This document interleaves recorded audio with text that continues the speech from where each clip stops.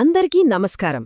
ఈరోజు మనం అందరికీ తెలిసిన ఒక చిన్న కథలో దాగి ఉన్న గొప్ప నీతి గురించి మాట్లాడుకోబోతున్నాం. అవును, శక్తి, దయ, ఇంకా ఊహించని స్నేహాల గురించి చెప్పే ఈ కథలో మనకు తెలియని ఎన్నో లోతైన అర్థాలున్నాయి. వాటిని మనం కలిసి తెలుసుకుందాం. సరే, మరి కథలోకి వెళ్ళిపోదామా? ఈ కథలో రెండు ముఖ్య పాత్రలున్నాయి. కాని చూడండి, రెండింటికీ అస్సలు పోలికే లేదు కదా.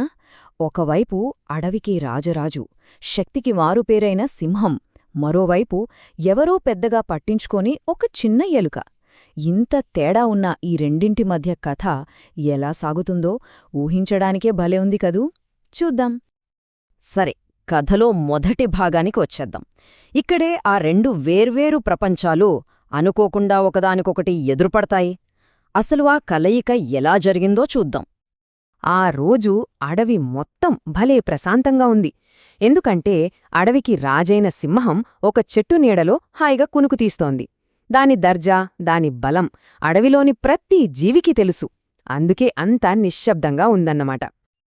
అంత సైలెంట్గా ఉన్న ఆ టైంలో ఎక్కడనుంచొచ్చిందో ఏమో ఒక చిన్న ఎలుక ఆడుకుంటూ పొరపాటున నిద్రపోతున్న సింహం పంజా మీదుగా పరుగెత్తుకుంటూ వెళ్ళింది.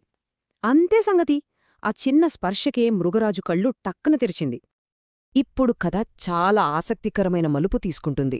ప్రాణభయంతో ఉన్న ఎలుక, పట్టరాని కోపంతో ఉన్న సింహం మధ్య ఏం జరిగిందో చూద్దాం. ఇక్కడ సింహం తీసుకునే నిర్ణయమే కథ మొత్తాన్ని మార్చేస్తుంది. పాపం, సింహం పంజాలో నలిగిపోతూ ఆ చిన్న ప్రాణి భయంతో వణికిపోతోంది. అయినా సరే ధైర్యం తెచ్చుకుని వేడుకుంది. అయ్యా, దయచేసి నన్ను వదిలేయండి. ఏదో ఒకరోజు మీ మంచితనాన్ని తప్పకుండా తీర్చుకుంటాను అంది. ఒక్కసారి ఆలోచించండి, ఒక పిసరంత ఎలుక అడవిరాజుకు సహాయం చేస్తానని చెప్పడం ఎంత విచిత్రమో. ఈ మాట వినగానే సింహానికి ఆగలేని నవ్వొచ్చింది. ఏంటి, ఈ చీమంత ప్రాణి నాలాంటివాడికి సహాయం చేస్తుందా అని దానికి ఎంతో వింతగా, కామెడీగా అనిపించింది. సింహం నవ్వినా కూడా దాని మనసులో ఏదో చిన్న మార్పు వచ్చింది. ఏమో, బహుశా ఆ ఎలుక ధైర్యం చూసి నచ్చిందో, లేకపోతే దాని అమాయకత్వానికి జాలేసిందో. కారణమేదైనా కానివ్వండి, దాన్ని తినాలన్న ఆలోచన మానేసి వదిలేసింది. ఆ క్షణంలో సింహం చూపిన ఆ చిన్న దయ్యే మొత్తం కథ గమనాన్ని మార్చేసింది. అంతా బాగుంది అనుకునేలోపే కథలో పెద్ద ట్విస్టొచ్చింది. ఇప్పుడు అదృష్టం పూర్తిగా తలకిందులైంది. మరి అడవిరాజుకే కష్టమొస్తే పరిస్థితి ఎలా ఉంటుందో చూద్దాం. చూశారా టైమెలా మారిపోయిందో? కొద్ది రోజుల క్రితమే ఒక ప్రాణాన్ని కాపాడిన సింహం ఇప్పుడు తన ప్రాణాలనే కాపాడుకోలేని నిస్సహాయ స్థితిలో ఇరుక్కుపోయింది. విధి అంటే ఇంతేనేమో. అడవిని తన గర్జనతో గడగడలాడించే ఆ సింహం ఇప్పుడొక వేటగాడు పన్నిన వలలో చిక్కుకుపోయింది. దాని బలం, దాని పరాక్రమం ఏవీ ఆ తాళ్ల ముందు పనిచేయలేదు. ఎంత గర్జించినా, ఎంత కొట్టుకున్నా ఆ బంధనాల్నుంచి బయటపడలేకపోయింది. ఇప్పుడు చెప్పండి, అడవికే రాజైన ఆ సింహం ఇలా నిస్సహాయంగా చిక్కుకుపోతే దాన్ని కాపాడే ధైర్యం ఎవరికుంటుంది? ఎవరొస్తారు ముందుకే? కథ ఇప్పుడు క్లైమాక్స్కి వస్తోంది. ఆపదలో ఉన్న సింహాన్ని చూసి ఒక చిన్న స్నేహితుడు తానిచ్చిన మాటను నిలబెట్టుకోడానికి ఎలా ముందుకొచ్చాడో చూసేద్దాం. ఆ నిస్సహాయమైన గర్జన ఆ రోజు తాను ప్రాణం పోసిన ఎలుక చెవనపడింది. ఇంక ఒక్క క్షణం కూడా ఆలోచించలేదు. భయాన్ని పక్కనపెట్టి శబ్దం వస్తున్న వైపు పరుగున వెళ్ళింది.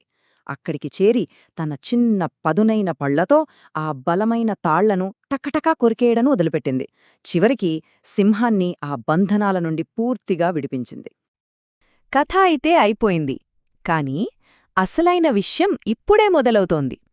ఈ చిన్న కథ మనకు ఏ గొప్ప పాఠాన్ని నేర్పుతోందో ఇప్పుడు కొంచెం లోతుగా చూద్దాం.